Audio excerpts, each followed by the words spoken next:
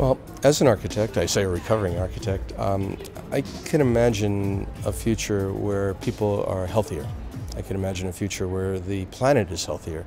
How do together people in the health professions, people in the design professions, people in politics, activists, others, make that vision possible, and what are its parameters? What are the specifics that you could imagine on three different scales? A very, very small scale, I could use the example of taking parking places away from cars and transforming them, whether in New York or in Los Angeles, into what we've started to call parklets, tiny little parks the size of 1 or 2 parking spaces.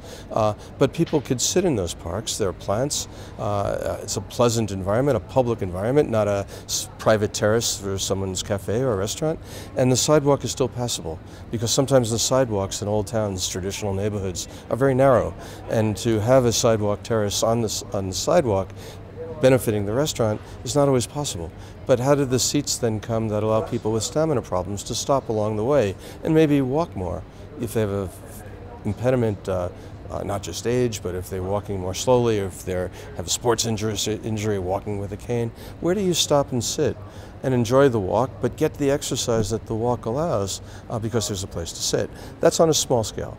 On the larger scale, the incentivization of moving in a different way, yes, through bicycles, but even in looking at what the city of New York is doing with zoning as a tool to try to make it more lucrative, more successful for bodegas and small grocery stores to sell fresh food, to make fresh food accessible at the major subway stops, where the express lane stops.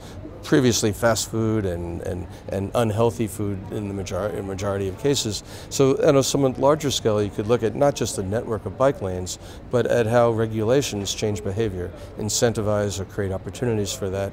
At the very large scale, we talk a lot about energy. And if the goal in many cities, in Guangzhou and Ahmedabad, not just in European cities, in Mexico City and New York City, certainly Los Angeles, is to reduce vehicular use because of carbon emissions. How do you start? Well, you try to get people to not want to buy a car. Make it very expensive to park, make it very expensive to leave or come back, more like London has done that very successfully, New York not so. Or you create a system where people who might only occasionally need a car could easily get a public car, as in Paris or in Columbus, Ohio. New York doesn't have that quite yet, but someday it will. Or you say, as a matter of policy, you promote the use of alternative means of transportation, bus rapid transit, so that the bus goes much, much quicker because it has a dedicated lane, or bicycles by safe and separated, isolated bike lanes, so that people can get around without fearing for their lives or their heads. And that's a matter of public policy at a political level. And at some level, all of these decisions are political in the small p sense of how do we use public resources? How do we make public-private partnerships and sponsorships and making things happen that couldn't happen only through the public sector alone? And how do we make it not top-down? How do we make the locational decisions about where transportation interventions take place something that comes from communities in need, something that has degrees of social and economic equity, and who's making those decisions anyway? And where are we all at a conference like this in helping to formulate the policies or advise the policymakers on what's the right thing to do, what's the ethical thing to do, and from a design point of view, what's the wonderful thing to do?